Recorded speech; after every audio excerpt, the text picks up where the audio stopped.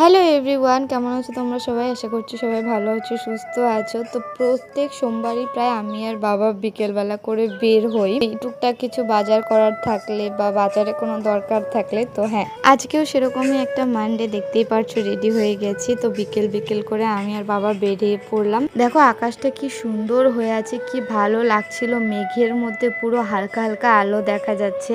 আকাশ যতই ভালো লাগুক দেখতে, ওয়েদার কিন্তু আমাদের এদিকে ভীষণই বাজে। একটুকু বৃষ্টি নেই, পুরো ভ্যাপসা গরম। প্রত্যেকটা দিনে এত মারাত্মক রোদ উঠে না, পারা যায় না। সারাদিন ওই যাওয়ার পরে বিকেলবেলায় আর ইচ্ছেই করে না যে কোথাও বের হই। তো যাই হোক, প্রথমে এরকম একটা কলার দোকানে এলাম। এখানে কলা, সাবু, ড্রাই ফ্রুটস এই সমস্ত কিছু পাওয়া যায়। আর সেই দোকানটা ঠিক উল্টো দিকেই ছিল এই মহামায়া কালীবাড়ি।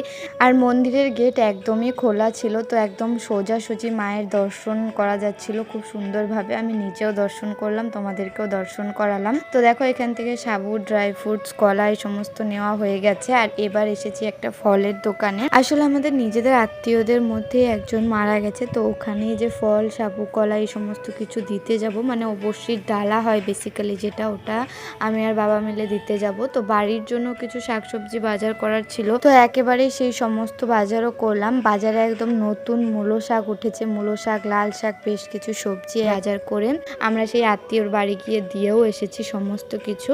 আর ফাইনালি বাড়িতে এসে গেছি। আজকের জন্য ব্লগটা এইটুকুই, টাটা।